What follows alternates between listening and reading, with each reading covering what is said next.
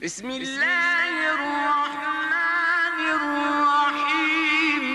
وأصحاب اليمين ما أصحاب اليمين. بسم الله الرحمن الرحيم.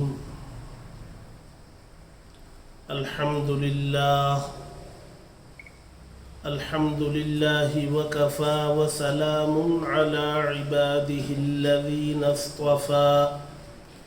أما بعد فأعوذ بالله من الشيطان الرجيم. بسم الله الرحمن الرحيم. يا أيها الذين آمنوا كونوا قوامين بالقسط شهداء لله ولو على أنفسكم أو الوالدين والأقربين إن يكن غنيا أو فقيرا فالله أولى بهما فلا تتبعوا الهوى أن تعدلوا وإن تلووا أو تعرضوا فإن الله كان بما تعملون خبيرا. صدق اللہ العظیم. معزز حاضرین، قرآن مجید کا 5واں پارہ اور سورہ نساء کی آیت نمبر 130 پر 5. اللہ تبارک و تعالی نے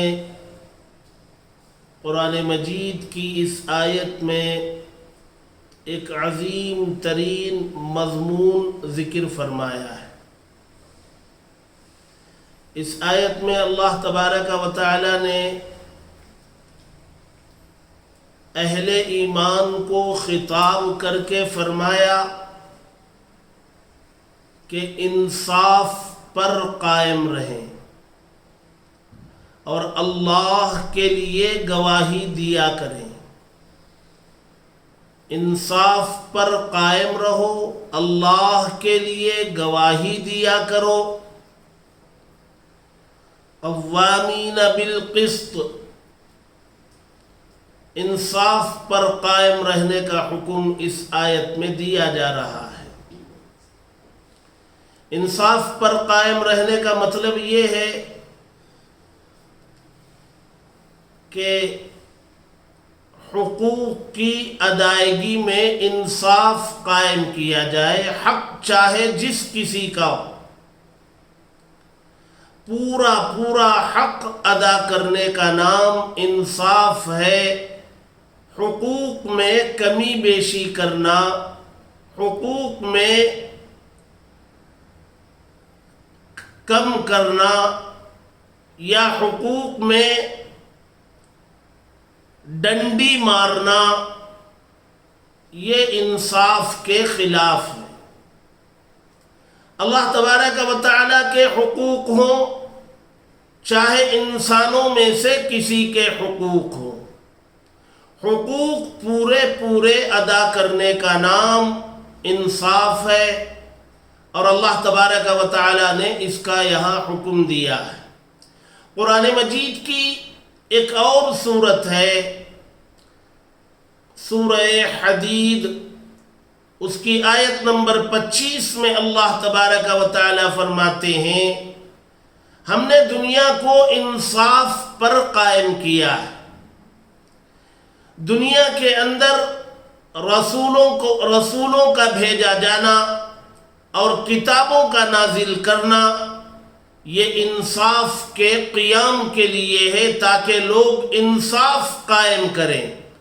لقد ارسلنا رسلنا بالبينات وَأَنزَلْنَا مَعَهُمُ الْكِتَابَ وَالْمِيزَانَ لِيَقُومَ النَّاسُ بِالْقِسْطِ کا تحقیق کہ ہم نے رسولوں کو بھیجا اور ان کے ساتھ کتابیں اتاری، میزان اور ترازو اتارا تاکہ لوگ راہ راست پر قائم رہیں، انصاف قائم کریں، اور ساتھ میں فرمایا وَأَنزَلْنَا الْحَدِيدَ، ہم نے لوہا بھی اتارا، فِيهِ بَأْسٌ شَدِيدٌ، اس میں بڑا رعب ہے، وَمَنَافِعُ لِلنَّاسِ، اور لوگوں کے لیے اس میں منافع بھی۔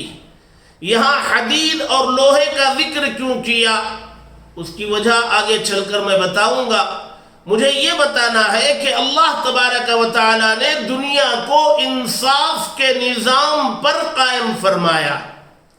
اللہ تبارک و تعالی خود عادل ہے، اللہ تبارک و تعالی سراپا عدل ہے، اللہ تبارک و تعالی سے کسی کے حق میں کوئی کمی کا تصور نہیں کیا جا سکتا، بلکہ اللہ تبارک و تعالی تو بغیر استحقاق کے نوازنے والے ہیں۔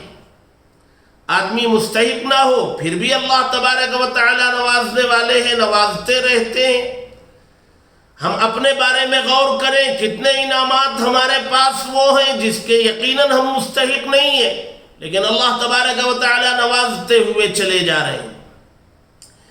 یہ انصاف مادیات میں بھی ہے، لینے اور دینے میں بھی یہ انصاف قائم رکھنا ہے، بول میں بھی یہ انصاف قائم رکھنا ہے، شہادت کے گواہی کے دینے میں بھی یہ انصاف قائم رکھنا ہے، سچائی کے دامن کو تھامے رہنا ہے، انصاف کے دامن کو کبھی ہاتھ سے چھوٹنے نہیں دینا ہے۔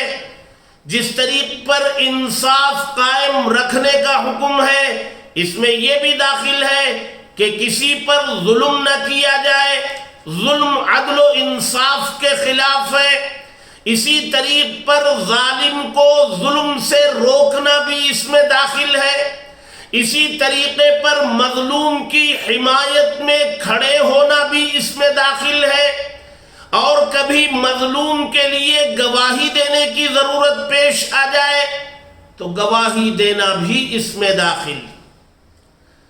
اللہ تبارک و تعالیٰ کے حقوق میں کمی بیشی، یہ بھی انصاف کے خلاف ہے۔ انسانوں کے جو حقوق ہیں اس میں کمی بیشی، یہ بھی انصاف کے خلاف ہے، عدل کے خلاف۔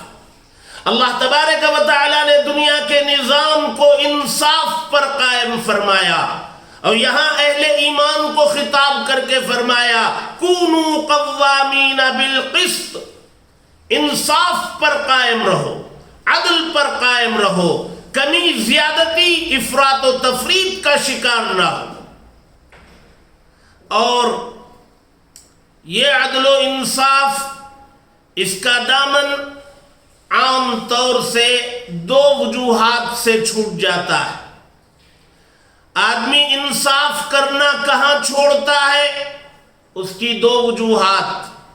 اللہ تبارک و تعالیٰ نے ایک وجہ تو اس آیت میں ذکر کی جو میں نے ابھی پڑھی، قرآن مجید کا 5واں پارہ سورہ نساء کی آیت نمبر 135، اس میں انصاف کے درمیان رکاوٹ بننے والی ایک چیز کا ذکر کیا، اور وہ ہے محبت۔ محبت انصاف میں رکاوٹ بنتی، چاہے وہ محبت ماں باپ کی ہو، چاہے وہ دیگر قریبی رشتہ داروں کی ہو، یا دوست و احباب کی ہو۔ جب محبت ہوتی ہے تو یہ رکاوٹ کا ذریعہ بنتی ہے، آدمی انصاف پر قائم رہنے میں ڈگمگا جاتا ہے، اس کے قدم لرز جاتے ہیں۔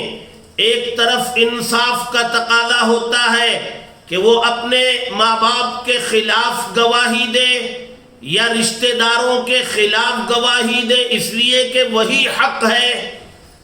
اور حق کی گواہی دے گا، انصاف پر قائم رہے گا، تو ماں باپ کے خلاف کھڑے ہونا پڑے گا، کبھی بیوی کے خلاف کھڑے ہونا پڑے گا، کبھی دیگر رشتہ داروں کے خلاف کھڑے ہونا پڑے گا، کبھی دوست و احباب کے خلاف کھڑے ہونا پڑے گا، اور اگر کھڑا ہوگا تو خاندان میں اس کی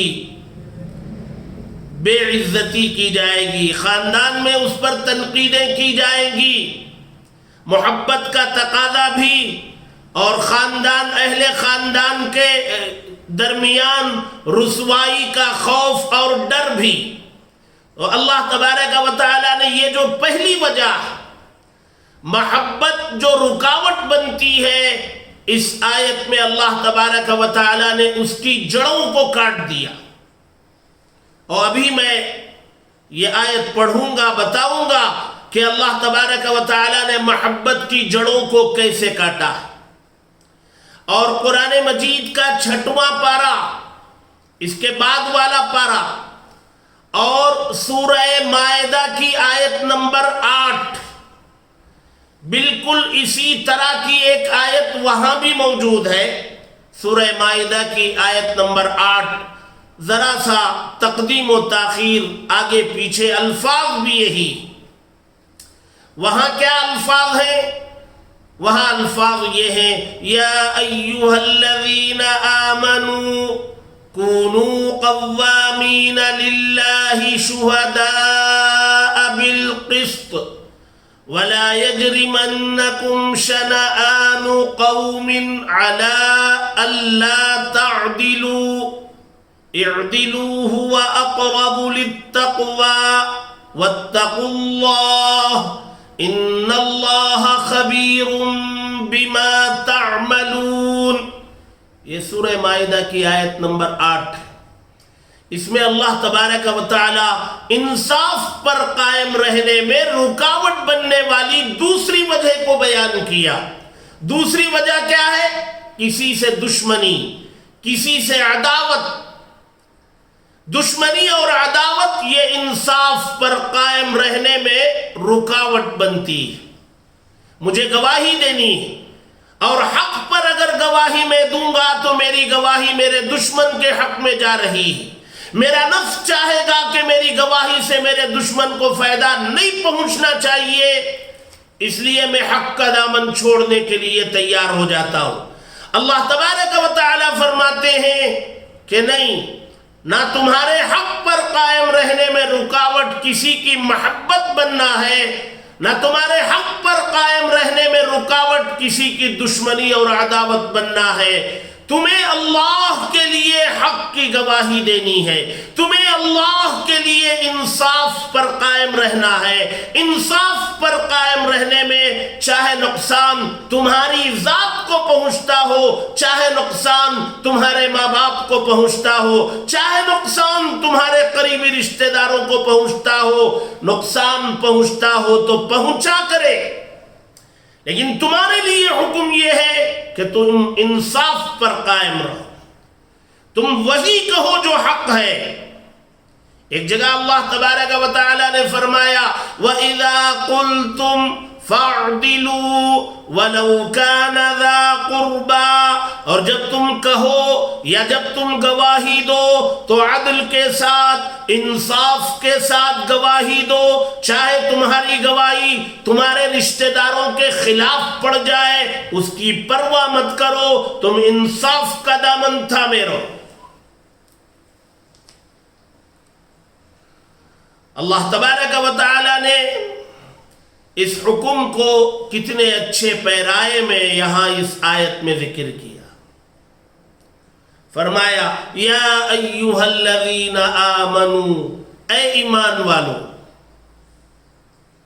ہمارے سے خطاب، اے ایمان والو، کونوا قوامین بالقسط، قائم رہو عدل پر، انصاف پر قائم رہو، شہداء للہ، اور اللہ کے لیے گواہی دو، وَلَوْ عَلَىٰ أَنفُسِكُمْ، اگر اس انصاف والی گواہی دینے میں اور سچی گواہی دینے میں، انصاف پر قائم رہنے میں نقصان تمہاری ذات کو پہنچتا ہو، تب بھی تمہیں انصاف پر قائم رہنا ہے اور اپنی ذات کا نقصان برداشت کرنا ہے۔ ٹال مٹول، الفاظ کا الٹ پھیر جی، اور مبہم جملے، ایسے جملے جس سے بات بھی پوری ہو جائے اور گواہی کا حق بھی ادا نہ ہو، بچ بھی جاؤں بات بھی پوری ہو جائے، یہ اللہ تبارک و تعالیٰ کو دھوکہ دینے کے برابر ہے۔ اور آیت کے آخر میں اللہ تبارک و تعالیٰ اس طرف توجہ بھی دلا رہے ہیں، یاد رکھو جو کچھ تم کرتے ہو اللہ تبارک و تعالیٰ اس کا جاننے والا ہے، خبر رکھنے والا ہے، دیکھنے والا ہے۔ اس کا استحضار کر لو، تب گواہی دو، تب انصاف کے کٹہرے میں تب کھڑے ہو۔ وَلَوْ عَلَىٰ أَنفُسِكُمْ، تمہاری ذات کو نقصان پہنچتا ہو تب بھی تمہیں انصاف کا دامن نہیں چھوڑنا ہے۔ أَوِ الْوَالِدَيْنِ، یا تمہارے انصاف پر قائم رہنے میں نقصان ماں باپ کو پہنچتا ہو تب بھی تمہیں انصاف پر قائم رہنا ہے۔ نقصان ماں باپ کو پہنچتا ہے تو پہنچتا رہے، اس کی اجازت نہیں ہے کہ اپنے ماں باپ کو نقصان سے بچانے کے لیے یا اپنی ذات کو نقصان سے بچانے کے لیے انصاف کا دامن چھوڑ دیا جائے، اس کی اجازت نہیں۔ اور کبھی کبھی ایسا ہوتا ہے کہ انصاف کا دامن چھوٹتا ہے، جس کے حق میں گواہی دینی ہے یا جس کے ساتھ ہمیں انصاف کرنا ہے، جن کے درمیان ہمیں فیصلہ کرنا، اس میں ایک فریق غریب ہے۔ دل میں یہ داعیہ پیدا ہوتا ہے کہ اگر میں یہاں سچ بات کہہ دوں تو غریب کا نقصان ہو جائے گا، اور کبھی جس کے حق میں گواہی دینی ہے وہ مالدار ہوتا ہے، اور دل میں یہ داعیہ پیدا ہوتا ہے کہ حق کی گواہی دے دوں، انصاف پر قائم رہوں تو مالدار کو نقصان ہوگا، یہ بعد میں مجھے نقصان پہنچائے گا، مالدار کے ساتھ بے مروتی میرے لیے نقصان کا ذریعہ بنے گا۔ اس لیے یا تو فقر یہ انصاف کا دامن چھوڑنے پر یہ بھی آمادہ کرتا ہے، دل میں داعیہ پیدا ہوتا ہے رحم، یا پھر مروت۔ تو اللہ تبارک و تعالی فرماتے ہیں إِن يَكُنْ غَنِيًّا أَوْ فَقِيرًا، چاہے وہ مالدار ہو چاہے وہ فقیر ہو، دونوں صورتوں میں تمہیں نہ فقیر کی طرف دیکھتے ہوئے اس کی حمایت کرنی ہے، نہ مالدار کو دیکھتے ہوئے اس کی مروت کا لحاظ کرنا ہے، تمہیں انصاف کے دامن کو تھامے رہنا ہے۔ رہے یہ دونوں فاللہ اولا بہما، تمہارے سے زیادہ تعلق ان دونوں سے اللہ کا ہے، مالدار و فقیر کا تعلق تم سے زیادہ اللہ تبارک و تعالیٰ کا ہے، لہذا اللہ تبارک و تعالیٰ اس کو دیکھیں گے، اس سے نمٹیں گے۔ تمہارا کام یہ ہے کہ حق اور عدل کے ساتھ تم قائم رہو۔ فَلَا تَتَّبِعُوا الْهَوَىٰ أَن تَعْدِلُوا، تم اپنی خواہشات کی اتباع کے پیچھے مت پڑو کہ کہیں تم عدل کا دامن چھوڑ دو، خواہشات کے پیچھے مت دوڑو، دل کی بات مت سنو، نفس کے پیچھے مت چلو۔ فلا تتبعوا الہوى، خواہشات کے اتباع مت کرو، نفس کی اتباع مت کرو، ان تعدلوا کہ تم عدل کا دامن چھوڑ دو، ایسا مت کرو۔ وَإِن تَلْوُوا أَوْ تُعْرِضُوا، اور اگر تم کج بیانی کرو گے، کج بیانی غلط بیانی یا ایسے جملوں کا استعمال جس سے اپنے آپ کو بچا کر لے جائے، ڈنڈی مارنے والے جملے، او تعرضوا، یا تم اعراض کرو گواہی دینے سے یا انصاف پر قائم رہنے سے، تو فإن اللہ کان بما تعملون خبیرا، تو جان لو کہ اللہ تبارک و تعالی جو کچھ تم کرتے ہو اس کی خبر رکھنے والے ہیں۔ یہ آیت ہمارے سماج میں، معاشرے میں انتہائی ضروری یہ اس میں بیان کردہ حکم ہے ہر ایک کے لیے۔ یہ تو محبت کا پہلو ہے، اور دشمنی و عداوت کے پہلو کو اللہ تبارک و تعالی نے مائدہ کی آیت نمبر 8 میں ذکر کیا۔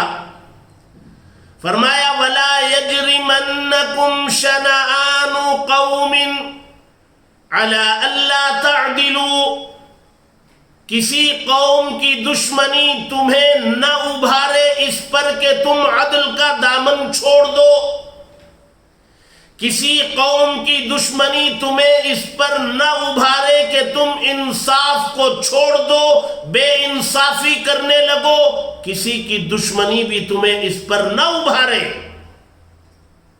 اعدلوا، حکم ہے اللہ تبارک و تعالی کا، عدل کرو، ہوا اقرب للتقوی، اور یہ عدل تقوی کے بہت زیادہ قریب ہے، اللہ سے قریب کرنے والا ہے۔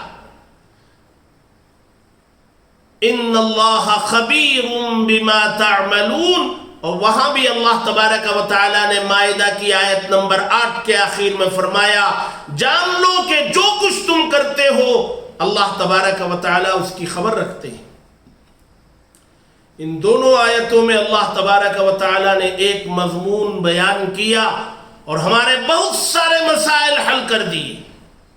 آج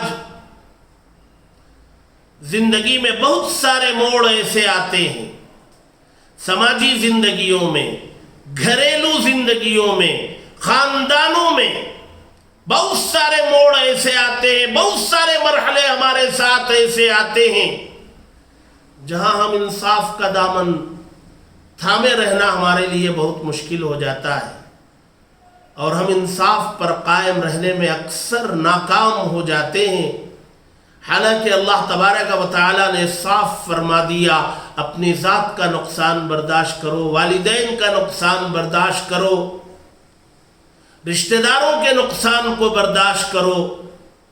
لیکن ہم دیکھیں ہمارے معاشرے میں ہوتا کیا ہے، ہمارے معاشرے میں انصاف، عدل، سچائی، یہ چیزیں ختم ہوتی جا رہی ہیں۔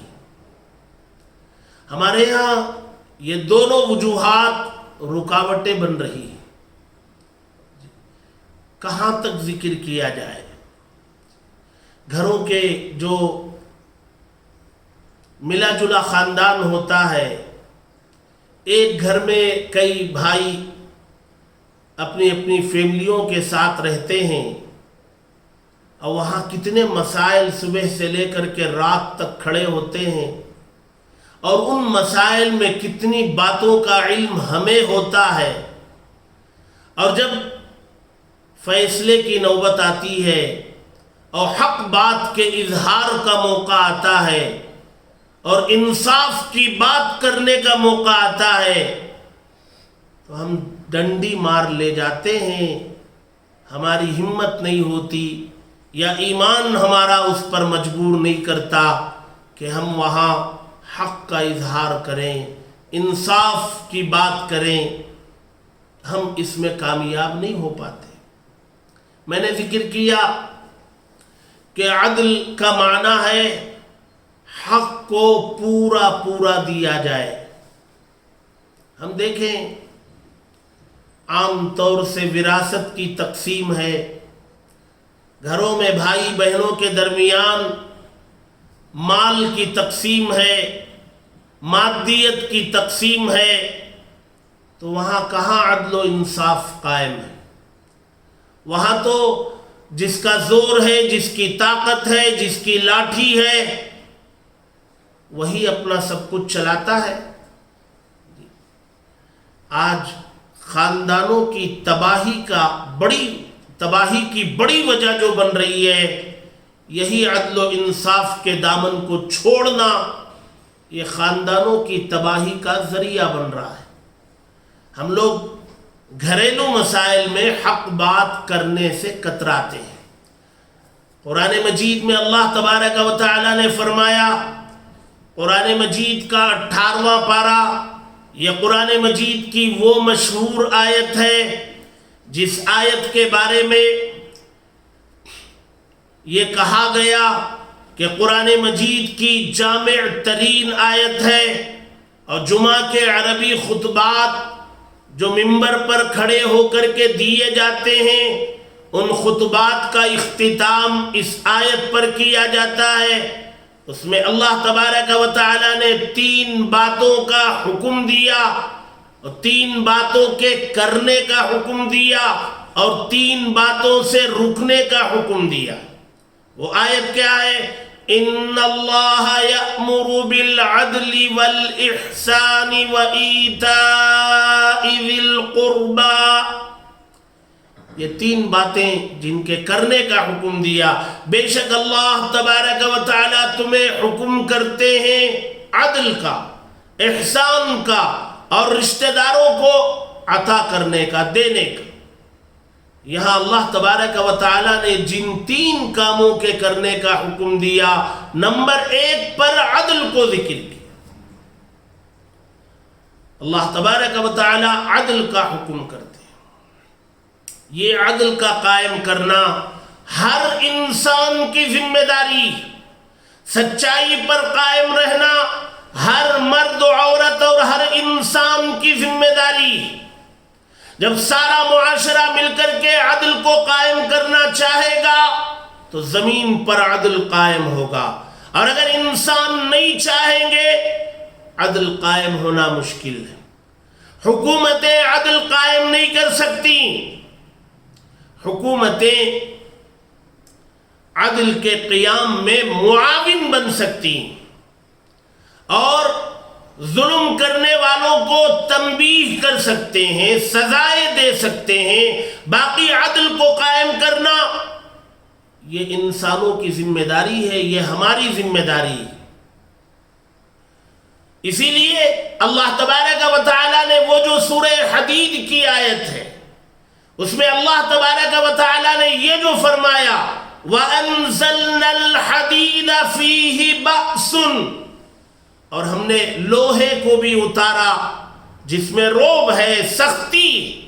لوہے کا تذکرہ اس کے ساتھ اس لیے کیا کہ عام طور سے وعظ و نصیحت سے، بولنے سے عدل و انصاف قائم نہیں ہوتا، کہیں کہیں لوہے کا استعمال بھی ضروری ہے، اور حکومت لوہے کا استعمال ان کو کرنا پڑتا ہے ظلم کو روکنے اور عدل کو قائم کرنے کے لیے۔ وہ چاہے لوہے کی بنی ہتھکڑی ہو، چاہے وہ زنجیر ہو، یا وہ بیڑیاں ہوں، یا وہ جیل کی سلاخیں ہوں، یا کچھ اور ہو۔ اس طرف اشارہ کیا اللہ تبارک و تعالی نے کہ عدل و انصاف کے ساتھ لوہے کا ذکر کر کے اشارہ کیا کہ عدل و انصاف قائم کرنے میں اگر رکاوٹیں ہوں تو حکومتوں کو اس کا بھی سہارا لینے کی ضرورت پڑتی ہے، لیکن دنیا میں عدل و انصاف قائم کیا جانا چاہیے۔ اس آیت کو رکھ کر کے ہم اپنی زندگیوں کا جائزہ لیں گے تو شاید بہت کم جگہ ہمیں کامیابی نظر آئے گی، اور آپ دیکھیں گے صحابہ اکرام رضوان اللہ تعالی علیہم اجمعین کے زمانے کو دیکھیں گے، اللہ کے نبی صلی اللہ علیہ وسلم کی صحبت اور آپ کی تربیت کے نتیجے میں ان کے اندر یہ صفت عدل کی کیسے پیوست ہو گئی، ان کے خون کے ایک ایک قطرے میں کیسے داخل ہو گئی، وہ کیسے اپنا حق تک چھوڑنے کے لیے تیار ہو جاتے کسی اور کا حق لینے کی بات تو بہت دور کی بات، وہ کچھ شکوک و شبہات آ جانے پر ان اشیاء کی طرف بڑھنے سے اپنے قدموں کو روک لیتے۔ یہ اللہ کے نبی صلی اللہ علیہ وسلم کی تربیت کا نتیجہ تھا۔ میں اس آیت کے ذیل میں کچھ اور اہم باتیں ہیں جو ہماری معاشرتی زندگی کی ضرورت، انشاءاللہ میں ان باتوں کو ذکر کروں گا اگلی مجلس میں۔ اللہ تبارک و تعالی ہم سب کو عدل و انصاف پر قائم رہنے اور اسے قائم کرنے کی توفیق عطا فرمائے۔ اللہ تبارک و تعالی ہمیں اس کا استحضار ہمیشہ کے لیے عطا فرمائے۔ اللہ تبارک و تعالی سماج سے ظلم و زیادتی کو ختم کرنے کے لیے ذریعے کے طور پر ہم سب کا استعمال قبول فرمائے۔ وآخر دعوانا ان الحمد للہ رب العالمین۔ عذر کی وجہ سے روزہ توڑنے کا کیا حکم؟ سوال یہ ہے کہ عذر کیا ہے، عذر کیا ہے اور وہ کیسا ہے؟ عذر اگر قوی ہے، ایسا ہے کہ اس عذر کی وجہ سے اس کی جان ہلاک ہو سکتی ہے یا بہت بڑا نقصان سامنے ہے، تو ایسے اعذار کی بنیاد پر روزہ توڑنے کی اجازت دی گئی ہے۔ مثلا کسی کی جان پر بن آئی ہے اور فوراً اسے کوئی دوائی استعمال کرنی ہے، نہیں کرے گا تو جان کی ہلاکت کا خطرہ ہے، تو ایسے موقع پر روزہ توڑ دیا جائے گا۔ اور یہ جو روزہ توڑا گیا اس کی صرف قضا لازم ہوگی، کفارہ لازم نہیں ہوگا۔